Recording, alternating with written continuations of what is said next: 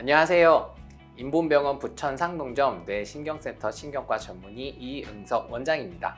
평소 과도하게 스트레스를 받거나 피곤한 상황이 발생할 경우 두통을 느끼게 되는 경우가 많이 있다고 하는데요. 그런데 두통도 다양한 종류의 원인이 있다는 걸 아시나요? 오늘은 여러 가지 원인에 의해 발생하는 두통에 대해서 알아보겠습니다. 머리가 아픈 모든 증상을 두통이라고 합니다. 의학에서 가장 흔한 증상 중에 하나로 꼽히며 여러 두통 중 편두통만으로도 세계 질병 부담의 7번째에 해당할 정도로 주요도가 큰 질환이라고 할 수 있습니다. 제일 일반적 분류법인 원인에 따른 분류 방법으로 설명드리면 증상 자체가 질환인 원발 두통과 다른 원인 질환에 의해 유발된 입차 두통으로 나눕니다. 원발 두통은 먼저 말한 편두통이나 긴장형 두통 등이 있으며 2차 두통은 우리가 흔히 생각하는 뇌종양, 뇌졸중뿐 아니라 턱 관절장애, 축농증 등에 의한 두통 등 여러 종류가 있습니다. 발현 시기, 위치, 기간, 강도, 동반 증상, 유발 요인 등에 따라 증상을 나눠서 종류를 추론합니다.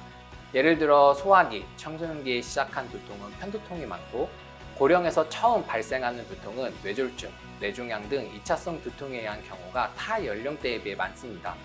후두부, 어깨가 포함되면 긴장형 두통의 가능성이 높고 축농증은 이마와 전두부에만 국한됩니다. 그러나 확률이 높은 것일 뿐 절대적이지는 않습니다. 무엇보다 병력 청취가 제일 중요합니다. 그 이후에 필요한 검사를 진행합니다. 꼭 유의하셔야 하는 건 증상의 강도로 검사 여부를 결정해서는 안 됩니다. 예를 들어 경막하 뇌출혈의 경우 통증이 간헐적이고 심하지 않아 진단할 시간이 충분함에도 시기를 놓치면 심각한 후유증을 남길 수 있습니다. 가볍거나 짧은 기간 노출되는 두통에는 약을 적극적으로 복용하는 것이 오히려 좋습니다. 그러나 한 주에 3, 4번 이상, 3개월 이상 지속적으로 복용할 경우 약물 과용 두통에 빠질 염려가 있습니다. 일단 약물 과용 두통 상태가 되면 약을 습관적으로 복용해야 하고 그렇지 못하거나 그럼에도 불구하고 증상을 완화시키기도 어렵고 치료 기간도 매우 길기 때문에 자주 약을 먹는다고 생각이 되면 반드시 신경과 의사의 진료가 필요합니다. 약이 잘 듣고 한 달에 서너 번 이내로 아프면 근처 의원의 처방을 받거나 상비약을 먹는 것도 좋은 선택입니다. 그러나 비슷한 양상의 두통이 매주 있거나 평소에 전혀 다른 양상의 두통이 발생하면 신경과 진료를 보시기를 추천드립니다. 두통의 90% 이상은 원발 두통이기 때문에 반드시 뇌 영상이 필요하지는 않습니다. 그러나 2차성 두통을 배제해야 하거나 의심되는 경우에는 시행하는 것이 좋습니다.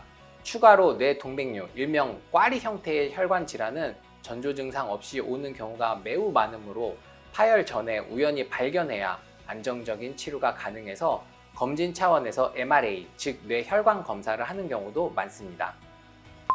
일명 벼락 두통이라고 해서 갑자기 망치로 때리는 것 같거나 말벌이 쏘이는 듯한 극심한 충격을 받을 때는 뇌동맥류를 반드시 의심해야 하므로 즉시 병원에서 영상 검사를 시행해야 합니다. 오늘은 이렇게 두통에 대해 알아보았습니다. 두통도 어지럼증과 마찬가지로 환자분들이 가볍게 넘기는 증상 중 하나입니다. 그러나 가볍게 여기고 방치한다면 문제가 더 커질 수 있기 때문에 병원에 가셔서 정확한 원인을 파악하시고 알맞은 치료를 받으시길 바랍니다. 지금까지 인본병원 부천 상동점 뇌신경센터 신경과 전문의 이응석 원장이었습니다. 감사합니다.